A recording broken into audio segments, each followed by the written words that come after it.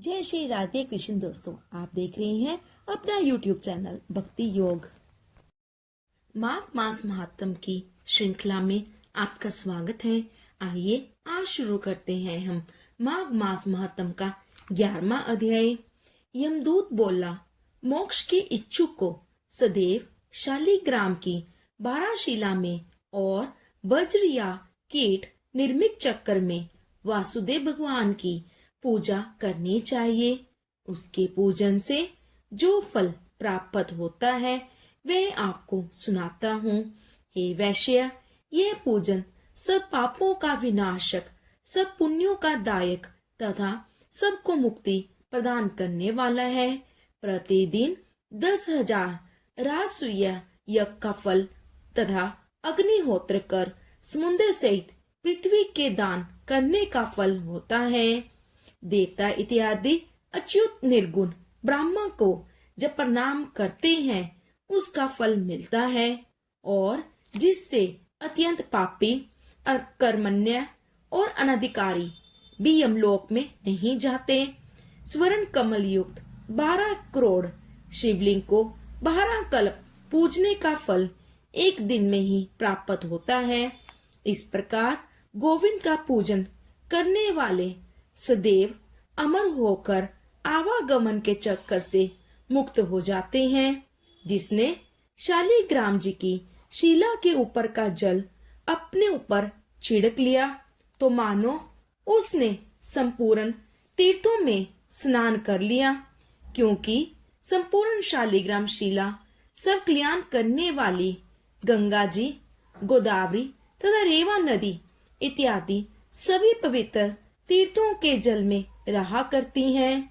यदि कलयुग में काम, क्रोध तथा लोभ से व्यापक अदम पुरुष नवेद, फूल, धूप, दीप, चंदन, गीत, बाजे, स्तोत्र आदि से शालिग्राम शिला की पूजा अच्छे भाव से करते हैं तो वे 1000 कोटि कल्प तक के घमंड से छूटकर भगवान हरि के पास निवास कर चक्रवर्ती राजा हो जाते हैं।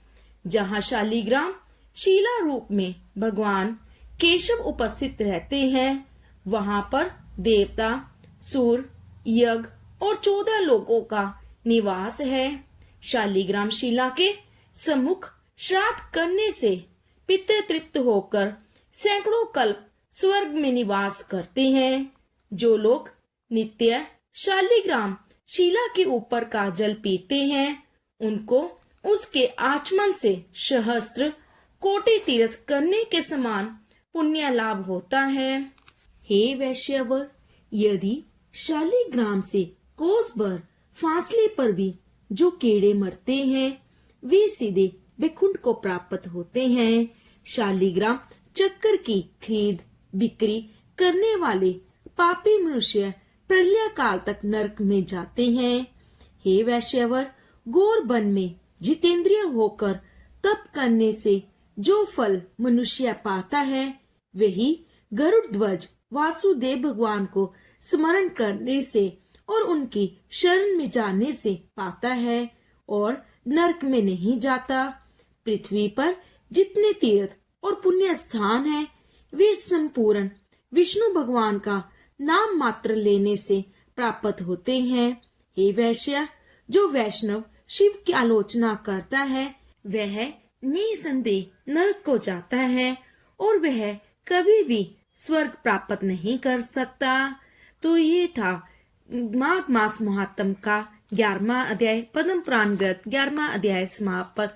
बोलिए श्री हरि विष्णु भगवान की जय, माता लक्ष्मी की जय।